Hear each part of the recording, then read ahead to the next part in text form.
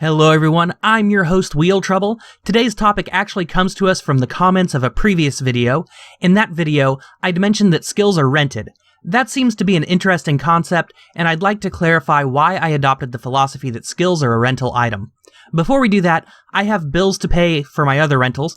There's the like button, you can subscribe to my channel, but most importantly, you can support me on Patreon. The link is below. With recent changes to YouTube's terms of service, I can't emphasize the need to subscribe enough.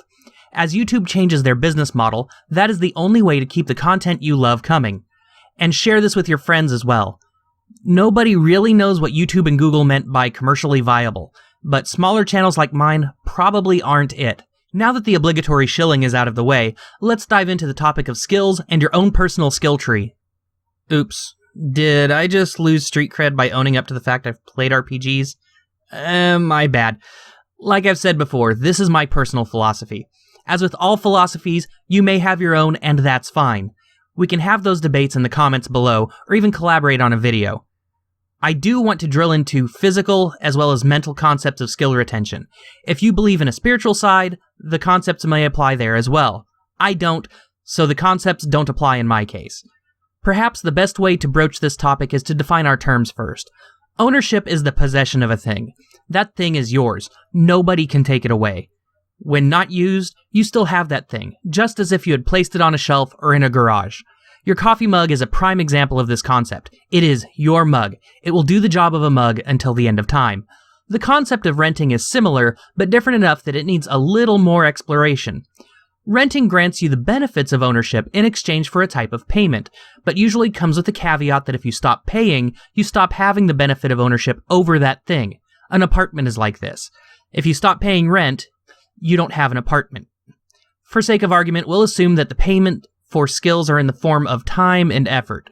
We could debate this on a philosophical level until the end of time, so please accept this for the sake of argument. With the definitions of ownership and rental out of the way, we can begin to dissect how these apply physically and mentally.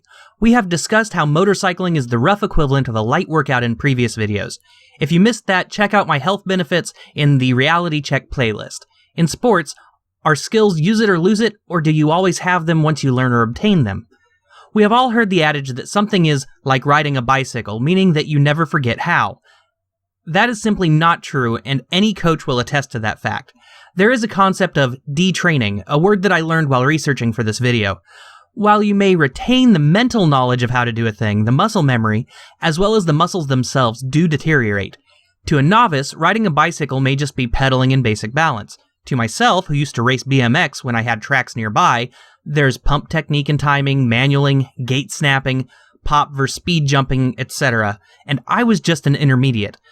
I can tell you right now that the coordination it takes to get around a track is sorely lacking from where it used to be. The nearest track is an hour away, which is way too far for me to get any real practice. Motorcycling isn't any different. Muscles also deteriorate from lack of use.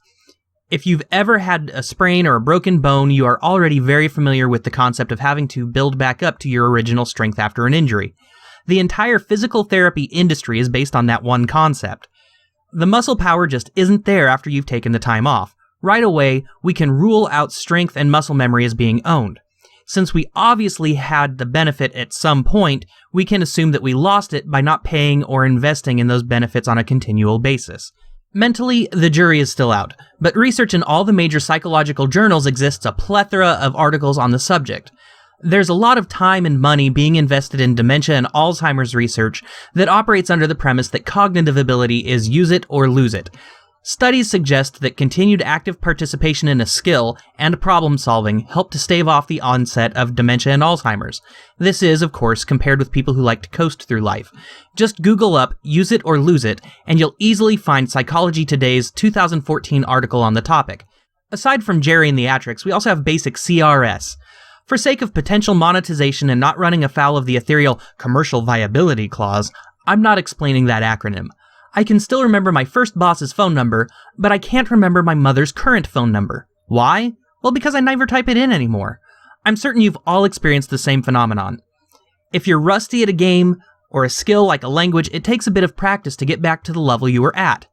Just like with the physical aspect, we didn't invest in the skill, so we lost possession of it. So we didn't own it after all, we just rented it. Now that I've said my piece, I'll restate that this is just my personal philosophy towards how people relate to acquired skills. They aren't quite like Dungeons & Dragons where you keep that skill for the life of your character. Well, there are aging rules that most people ignore, and there goes a little bit more of what little street cred I had left. A failure to thoughtfully practice causes time to steal those skills away like the bastard he is. Since this is just a philosophy, and the science is still out, at least on the mental side of things, feel free to rip me in the comments. As you do, just remember to hit the like button if you really feel that you must hit something. Share this bit of mental cancer with your friends and support me on Patreon. That's patreon.com/wheeltrouble. Every little bit helps. And again, please subscribe if you haven't already.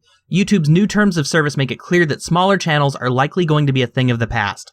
See you guys next time. Wheel Trouble out.